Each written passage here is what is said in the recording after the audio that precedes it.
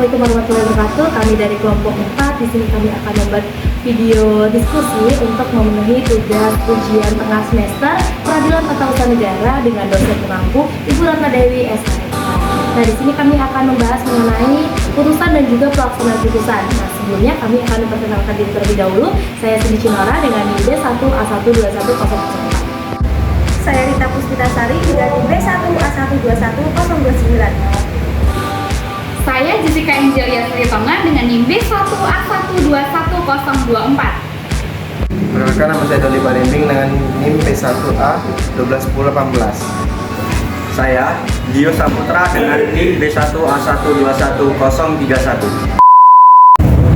Sebenarnya kan kita akan ujian pada tata usaha negara nih. Nah, dari materi yang kemarin yang baru dipelajari itu aku masih kurang paham ya di materi putusan dan pelaksanaan putusan. Yang cara menerapkan konsep pelaksanaan putusan hakim pada tata usaha negara itu gimana? Nah, jadi gini Dol, sebelum ke penerapannya tuh kita harus tahu dulu jenis-jenis putusan pengadilan tata usaha negara itu. Nah, menurut amar putusan dalam pasal 97 ayat 7 Undang-Undang Peradilan Tata Usaha Negara, gugatan itu ada 4. Yang pertama itu gugatan ditolak. Putusan ini menunjukkan bahwa setelah melalui proses pemeriksaan, ternyata alasan gugatan tidak terbukti. Dengan demikian, putusan tata usaha negara digugat dinyatakan sah menurut hukum. Nah, yang kedua itu gugatan dikabulkan. Dalam hal gugatan dikabulkan, maka putusan tersebut dapat menetapkan kewajiban yang harus dilakukan oleh badan atau pejabat tata usaha negara yang mengeluarkan keputusan itu. Nah, yang ketiga itu gugatan tidak diterima. Gugatan tidak diterima dalam hal adanya suatu eksepsi yang diterima majelis hakim atau persyaratan itu ada yang nggak terpenuhi. Nah, yang keempat tuh gugatan gugur. Dalam hal penggugat tanpa penggugat itu nggak hadir dengan tidak ada alasan yang dapat dia pertanggungjawabkan, maka putusan itu dianggap gugur. Nah, untuk menjawab pertanyaan tuh cara menerapkan konsep pelaksanaan putusan hakim PT UN. Nah, pelaksanaan putusan hakim peradilan tata usaha negara itu rangkaiannya tuh ada 6. Yang pertama itu harus memperoleh salinan putusan dulu. Setelah itu, pemerintah atau badan yang berwenang dapat memeriksanya tergantung sifat putusan tersebut. Yang ketiga tuh putusan itu harus terpenuhi. Yang keempat tuh waktu pelaksanaan. Putusan hakim tata usaha negara itu biasanya tuh memiliki batasan waktu tertentu untuk dilaksanakan. Yang kelima tuh pengawasan pelaksanaan. Proses pelaksanaan putusan perlu diawasi untuk memastikan bahwa putusan itu dijalankan benar atau enggak gitu. Apakah ada kesalahan atau tidak dalam pelaksanaannya. Kemudian tuh yang keenam tuh ada sanksi pelaksanaan. Jika pihak pemerintah atau badan yang berwenang tidak memenuhi putusan hakim tata usaha negara, sanksi dan konsekuensi hukum tuh dapat diberlakukan. Sanksi ini dapat berupa denda, teguran, atau tindakan hakim lainnya. Jadi itu gimana dong? Oh, jadi ada 6 ya? Ya. Nah, tapi aku juga ada nih sebagian dari materi tersebut materi yang tidak paham. Mungkin aku juga bisa nih teman-teman siapa tahu teman-teman juga bisa bantu menjawab dari pertanyaan saya gitu kan. Nah, saya yang nggak pahamnya itu di bagian apa sih yang dimaksud dengan besarnya dari dan rehabilitas di dalam penyelesaian penatun. Ada yang bisa bantu jawab?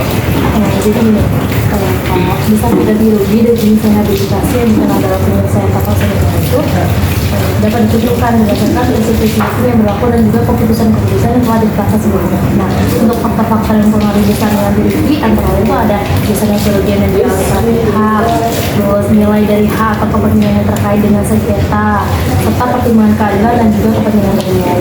Selain ganti rugi, salah satu jenis rehabilitasi yang dikenal dalam penyelesaian sengketa itu ada rehabilitasi administratif. Nah, kira-kira rehabilitasi administratif itu apa? Jadi rehabilitasi administratif ini itu tuh untuk memulihkan hak-hak atau kepentingan pihak yang dirugikan akibat tindakan atau keputusan yang salah dari badan usaha atau badan tata usaha negara. Nah, hal itu mencakup apa saja? Ada pengembalian status hukum, pemulihan hak-hak yang dicabut, terus perbaikan reputasi ataupun tindakan lain yang diperlukan untuk mengembalikan pihak yang dirugikan ke posisi semula sebelum kerugian terjadi. Rehabilitasi administratif juga dapat melibatkan perubahan kebijakan ataupun prosedur di lembaga atau badan tata usaha terkait guna mencegah terulangnya kesalahan ataupun tindakan yang merugikan di masa depan. Terus Tujuan rehabilitasi administratif ini adalah untuk memperbaiki dan memperkuat sistem tata usaha negara agar lebih efektif, terus adil, dan juga sesuai dengan hukum serta kepentingan publik. Nah, di sini penting kita tahu bahwa besarnya ganti rugi itu biasanya berbeda-beda, jadi tergantung hukum dan peraturan yang berlaku di suatu negara. Begitu. Makasih.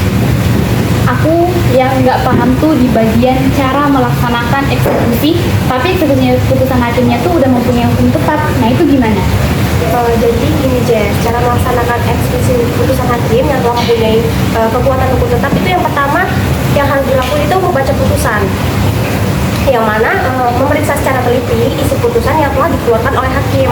Pastikan kamu memahami dan mengetahui semua pemerintah dan keputusan yang terdapat dalam putusan tersebut. Yang kedua ada pihak yang terkait. Nah, tentukan dulu pihak yang terkait atau yang harus memenuhi perintah yang terdapat dalam putusan itu. Hal ini dapat mencakup sebagai pihak yang menang atau pihak yang kalah, yaitu tergugat. Yang ketiga ada periksa waktu dan ketentuan pelaksanaan. Sebelumnya perhatikan dulu tanggal dan waktu pelaksanaan yang tercantum di dalam putusan. Selain itu, periksa dulu adanya ketentuan-ketentuan khusus terkait pelaksanaan putusan itu yang perlu diikuti. Yang keempat, ada siapkan semua dokumen yang perlu dikeluarkan untuk melaksanakan putusan. Misalnya, jika putusan itu memerintah Anda untuk membayar seperti sejumlah uang, Anda perlu mempersiapkan dokumen pembayaran seperti cek atau transfer bank. Yang kelima ada komunikasi dengan pihak terkait.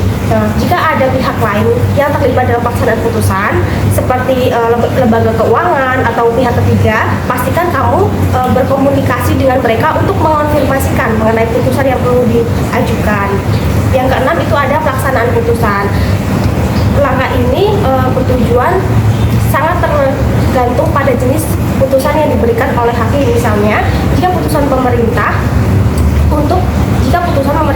untuk melaksanakan sesuatu seperti menghentikan tindakan tertentu, memulihkan hak, atau memberikan barang kepada pihak lain, pastikan kamu melaksanakan perintah tersebut sesuai dengan yang dijelaskan dalam putusan.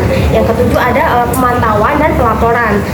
Setelah melaksanakan putusan, kamu mungkin perlu memantau atau melaporkan pelaksanaan tersebut kepada pihak yang berwenang atau pihak yang berkepentingan seperti pengadilan atau pengacara.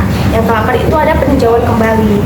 Jika ada pihak lain yang terkena dampak putusan merasa tidak puas atau ada alasan yang kuat untuk memerintah peninjauan kembali, kamu dapat berkonsultasi dengan pengacara atau mengajukan permohonan peninjauan kembali kepada pengadilan yang berwenang.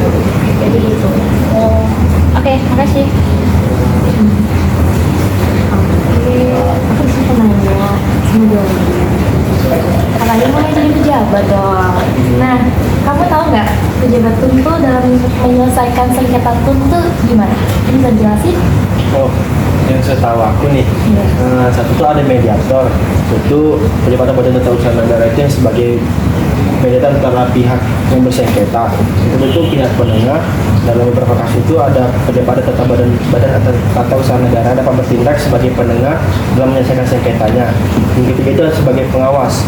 Pejabat atau badan tata usaha negara juga dapat berperan sebagai pengawas dalam menyelesaikan sengketa. Dan keempat itu ada penyedia informasi. Pejabat atau badan tata usaha negara juga berperan sebagai penyedia informasi terkait hukum dan peraturan terkait dengan sengketa yang sedang diselesaikan. Nah, dan juga ada penegak hukum. Dalam beberapa kasus, pejabat atau badan tata usaha negara juga dapat berperan sebagai penegak hukum dalam menyelesaikan sengketa TUN. Mereka dapat mengambil tindakan hukum terhadap pihak yang melanggar hukum atau peraturan terkait dengan sengketa. Nah, jadi itu yang aku tahu. Ini di antara itu kamu jadi apa? Mau jadi pejabat badan tata usaha negara. Aduh. Gimana guys, kita udah siap belum buat ujian besok? Dio mungkin ada yang mau ditambahin? Kalau dari aku sih pas aja ya, paling tinggal mengulang-ulang lagi dan kemudian mengingat-ingat lagi siapa yang kalian sampaikan barusan. Itu aja sih. Siap? Siap dong. Sekian video dari kami. Terima kasih.